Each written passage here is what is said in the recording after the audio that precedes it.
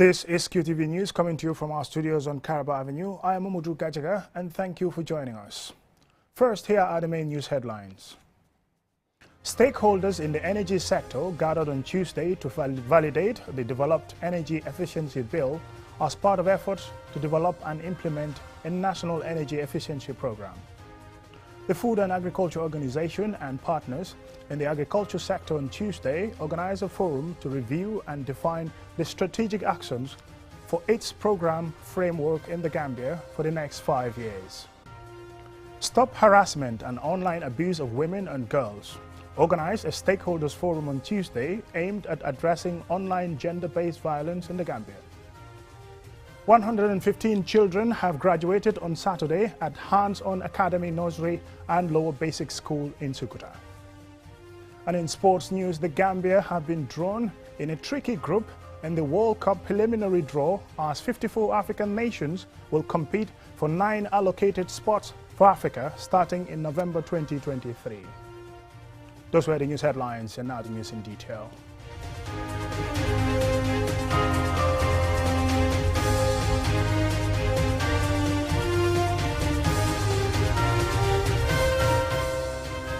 Welcome and thank you for joining us. This is QTV News. Stakeholders in the energy sector gathered on Tuesday to validate the developed energy efficiency bill as part of the Energy Ministry and partners' ongoing process of developing and implementing a national energy efficiency program. Alusise has the rest of the details. The World Bank Group is supporting the program under the Public-Private Infrastructure Advisory Facility and Energy Sector Management Assistance Program. The consultation workshop is geared towards the development of an energy efficiency law in the Gambia, which, if enacted into law, will support the implementation of the national energy efficiency strategy. It will also make energy efficiency a high priority and provide visibility to the government of the Gambia's energy policy and provide a strong mandate to the Minister of Energy to develop and implement energy efficiency programs, including promotion and financing. Economic Consulting Associates, a consulting firm based in offices in London, Athens and Berlin, has been recruited to carry out the development of the energy efficiency enabling frameworks. The firm has been involved in projects in several African countries. Stakeholders will use a dialogue interface to thoroughly discuss the bill. Matar Toure, energy specialist, World Bank, described the forum as a remarkable milestone, specifically relevant in a post-COVID world where energy management is key for the Gambia in dealing with the current significant pressures on electricity tariffs and fluctuating exchange rates. We are pleased to note the immensely consultative framework through the development of this law, and will want to single out the efforts of the team from the Ministry of Petroleum and Energy and the consulting team ECA in the process leading up to this validation workshop. The law has been developed to inherently feature local context and the development of a robust institutional framework to address pertinent and topical issues as it relates to energy efficiency. These include issues of gender mainstreaming, financing mechanisms, and data collection to ensure EE is adequately and appropriately embedded within the sector. These documents will further pave the way for the Gambia towards achieving the Universal Sustainable Development Goal 7 with the target of doubling the rate of EE improvement by 2030. Aminjai Juf, Permanent Secretary at the Ministry of Petroleum and Energy, says the country's energy is undergoing a major transition to improve electricity supply with an increased investment in the sector. She said the government of the Gambia is scaling up energy supply to an increasingly demanding population. Therefore, government, considering the fact that resources are scarce and that energy is not provided to every community in the country, has formulated the policy on energy efficiency and conservation, which promotes the efficient and wise use of energy by every user to save energy for use by others. As the saying goes, energy saved is energy produced. The World Bank has been an ardent supporter of the Gambia's energy sector through numerous interventions over the last 7 years, and it promises to continue to support the push towards reliable, affordable, and universal access to energy by 2025. This energy efficiency law is another facet in the continued push towards modernizing the sector. Reporting for QTV News, I am Aliou Cisse. The Food and Agriculture Organization, together with partners in the agriculture sector on Tuesday, organized an annual planning session to review and define the strategic actions for its programming framework in the Gambia. The framework sets out FAO's priorities to support and transform the Gambia's agricultural and food system. Mudlamin Choi has more. The participants of this session are reviewing the outcome of the current interventions of the FAO through its programming framework in the Gambia. The planning session allows the participants to take part in shaping what will become the FAO's program interventions in the Gambia for the next 5 years. Moshibudi Rampeli is the FAO representative in the Gambia. We are very happy to announce that working with the partners, we exceeded this target. We had a target of about 42 million. As I'm standing here before you today, we managed to raise 56 million US dollars. Of the 56 million US dollars that we have raised, we have to date spent $33 million, which means it's a good story. We already have money waiting for us to work with you for the next 5 years.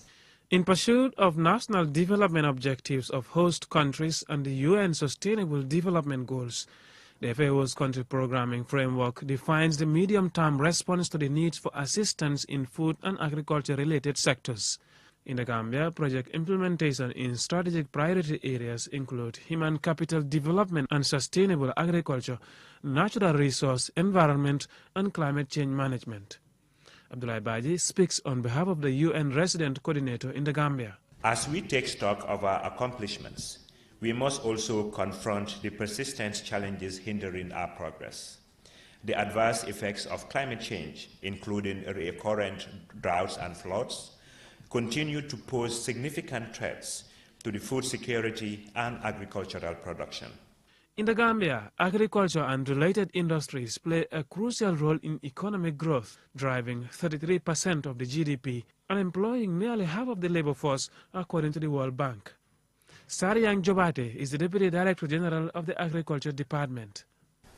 And indeed, it is a noble duty for us as agriculturalists and also as other related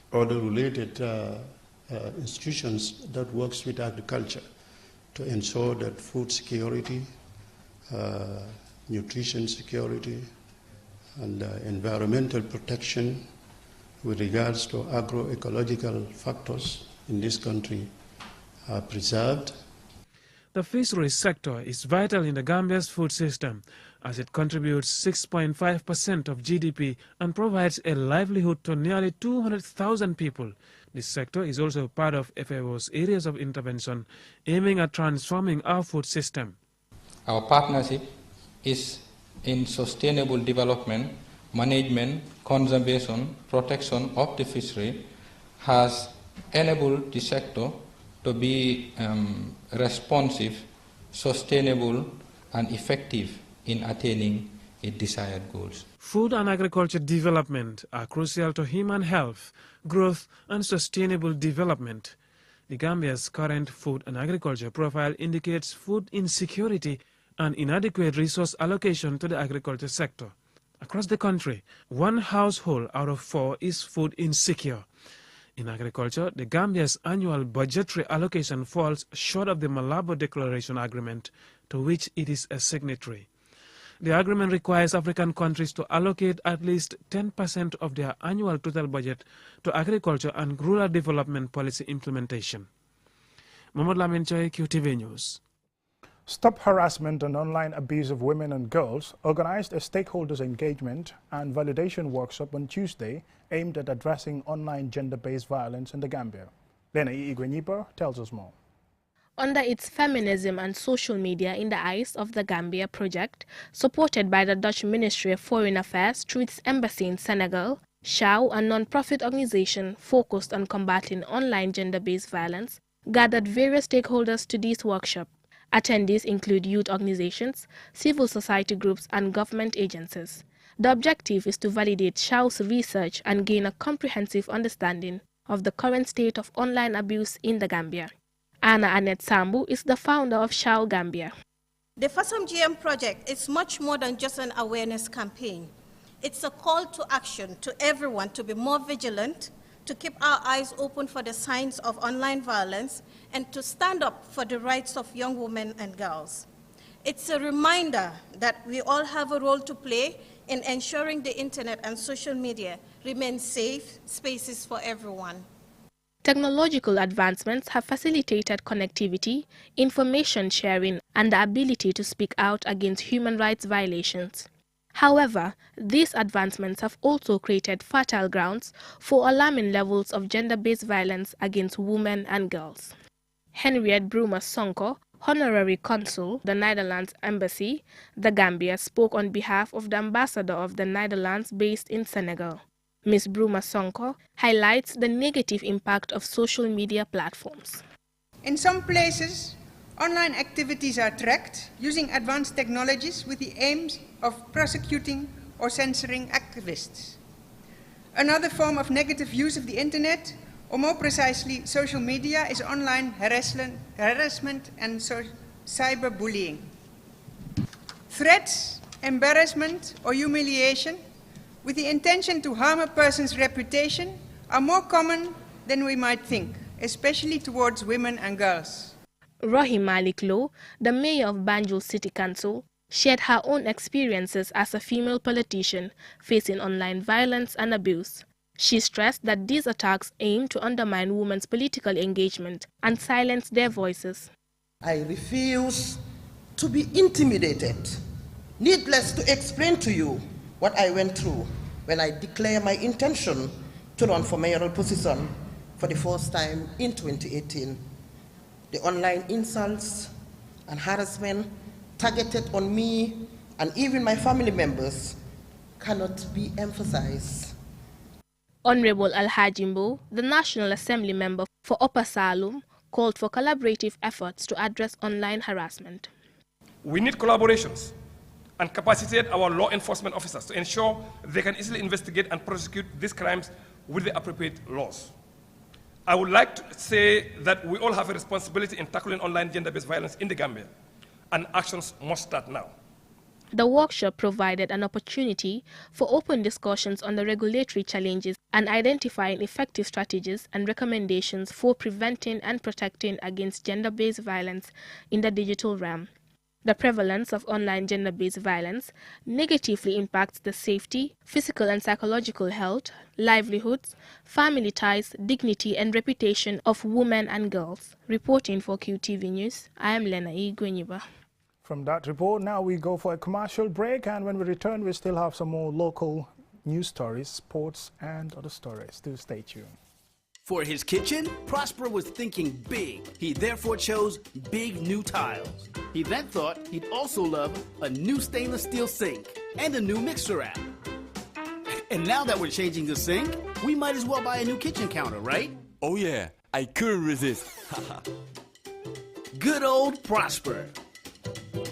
And yes, that's Batimat Bati Days. Take advantage of exceptional discounts up to 50% on tiles, sanitary, electrical, and lighting. From July 8th to 22nd, you will be splurging. Batimat, welcome home.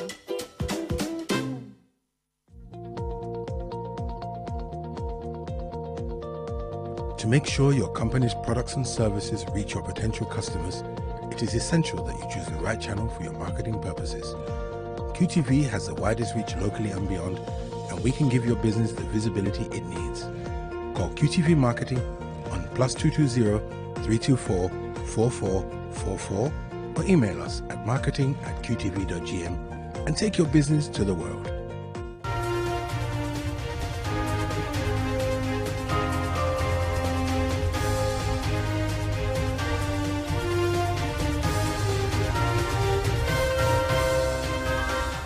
Welcome back, and thank you very much for joining us. This is QTV News.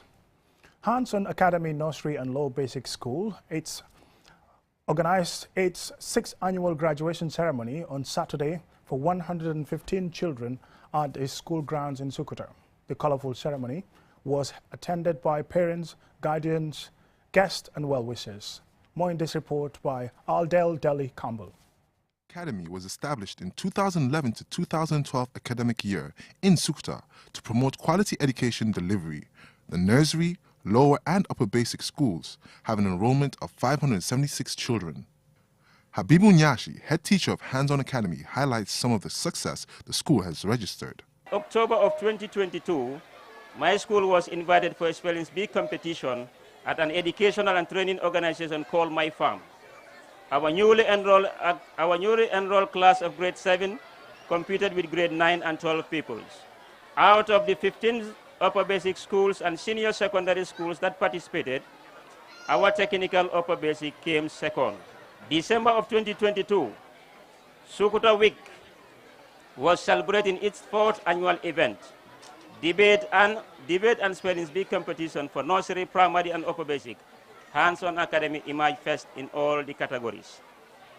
Also last year, grade 5 sat for National Assessment Test, which is the NAT, in which Hanson Academy emerged first with 100% passes in English, mathematics, science, and SES.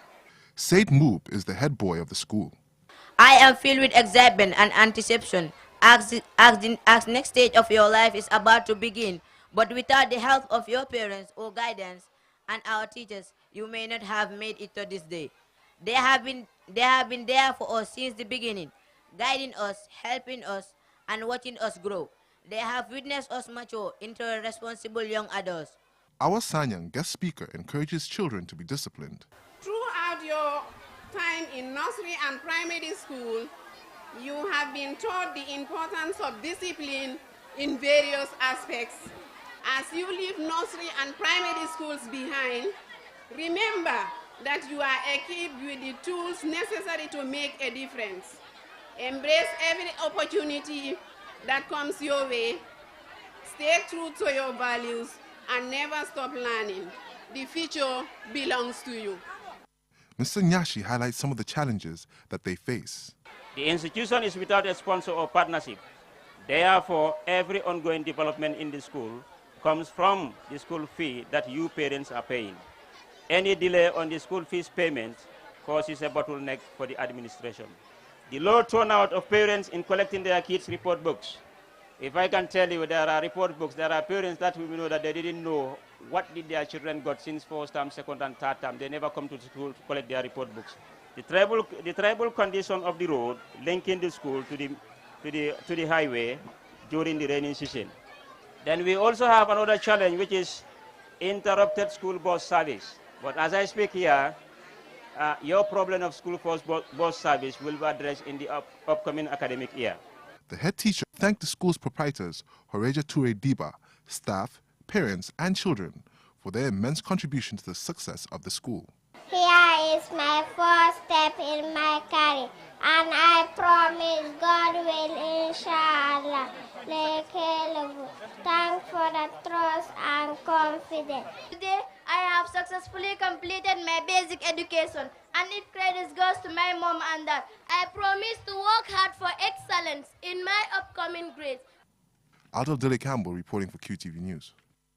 From the voices of those beautiful children, now let's go for sports news.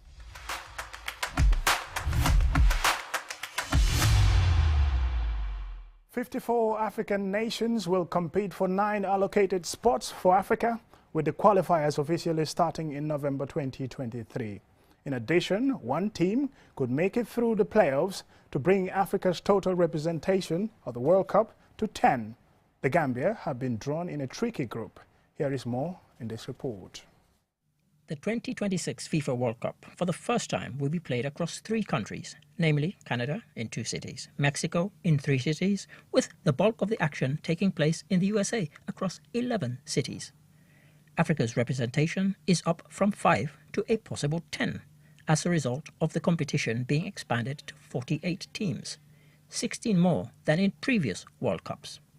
The United States last hosted the World Cup in 1994, whereas it will be Canada's first time hosting or co-hosting the men's tournament. The event will return to its traditional northern summer schedule after the 2022 edition in Qatar, which was held in November and December of that year. As in previous qualifiers, the draw, which took place in Abidjan, Côte d'Ivoire on the 12th of July, threw up some interesting potential clashes, with the nation split into 9 groups of 6. And here's the moment the Gambia's name came out of the draw. The Gambia. Winners of each group will automatically qualify for the FIFA World Cup 2026. The 4 best runners-up from the groups will play in the CAF Playoff Tournament, and the winner of the CAF Playoff Tournament will play in a FIFA Playoff Tournament to potentially boost Africa's representation to 10 nations. And here are the groups following that draw. In Group A, Egypt, Burkina Faso, Guinea-Bissau, Sierra Leone, Ethiopia, Djibouti. In Group B, Senegal, DR Congo, Mauritania, Togo, Sudan, South Sudan. In Group C, Nigeria, South Africa, Benin, Zimbabwe, Rwanda, Lesotho. In Group D, Cameroon, Cabo Verde, Angola, Libya, Eswatini, Mauritius. In Group E, Morocco, Zambia, Congo, Tanzania, Niger, Eritrea. In Group F, Côte d'Ivoire, Gabon, Kenya, the Gambia, Burundi, the Seychelles. In Group G, Algeria, Guinea, Uganda, Mozambique, Botswana and Somalia. In Group H, Tunisia, Equatorial Guinea, Namibia, Malawi, Liberia and São Tomé and Príncipe. And finally in Group I, we have Mali, Ghana, Madagascar, Central African Republic, Comoros and Chad. That is the end of the groups, and we wish them all well. For QTV News, I am Ade Darami. The Women's World Cup kicks off in Australia and New Zealand on Thursday, the 20th of July. And here we take a brief look at the 5 teams carrying Africa's hopes in that competition. Here are the African representations in alphabetical order. Morocco. Morocco have never previously qualified, so Australia and New Zealand 2023 will be the first chance in this competition. Moreover, they will be the first Arab nation to grace a Women's World Cup. Their key player is Ghislaine Shebak, who plays her club football with Asfar in her home country and is the daughter of former international Larbi Shebak. Another Moroccan player to watch in their team is Nesrine El Chad. When El Chad scored in the group stage against Uganda, she became the youngest Moroccan to score in the Africa Cup of Nations at the age of 19 years and 114 days. Morocco are drawn in Group H alongside Germany, Korea Republic and Colombia. Next up, we have Nigeria. Many have said that Nigeria have landed in the group of death. However, with their star player Asisat Ashowala headlining a talented squad, they believe they can get to the last 16 and maybe beyond. Nigeria will continue their proud distinction of having appeared at every edition of the World Cup, and they have twice reached the knockout stage. They are drawn in Group B alongside Canada, home nation Australia and the Republic of Ireland. Now, on to Africa's reigning champions, South Africa. Having become African champions for the first time in 2022, South Africa are aiming high and want to register a maiden FIFA Women's World Cup win and at least reach the knockout phase. They have several star players, but a key player is Thembi Kgatlana, who was CAF Women's Player of the Year for 2018. Of course, South Africa, who have retained their winning women's AFCON coach Desiree Ellis, find themselves in Group G alongside Sweden, Argentina and Italy. And finally we have Zambia. Remarkably, they are the first team from any landlocked African country to qualify for a Senior World Cup, male or female. Zambia will thus make history in Australia and New Zealand simply by being there. Their key player is without a doubt Barbara Banda. Banda made history in Tokyo 2020 when she became the first player in women's Olympic football tournament history to score back-to-back hat-tricks. A striker who plays her club football in China with Shanghai Shengli possesses all the attributes needed to become one of the Women's World Cup standout players. Zambia line up against Japan, Spain and Costa Rica. The competition is on from the 20th of July to the 20th of August and will feature 32 teams from 6 football confederations. And to the African teams, we say good luck to all of you. For QTV News, I'm Ade Darami. And now, before we end this QTV News Bulletin, let's have a recap of our main news headlines. Stakeholders in the energy sector gathered on Tuesday to validate the developed energy efficiency bill as part of efforts to develop and implement a national energy efficiency program. The Food and Agriculture Organization and partners in the agriculture sector on Tuesday organized a forum to review and define the strategic actions for its programming framework in the Gambia for the next 5 years. Stop Harassment and Online Abuse of Women and Girls organized a stakeholders forum on Tuesday aimed at addressing online gender-based violence in the Gambia. 115 children have graduated on Saturday at Hanson Academy Nursery and Lower Basic School in Sukuta. And in sports news, the Gambia have been drawn in a tricky group in the World Cup preliminary draw as 54 African nations will compete for 9 allocated spots for Africa starting in November 2023. That's all in this edition of the news. Thank you very much for watching. Join us again at 10 for another bulletin.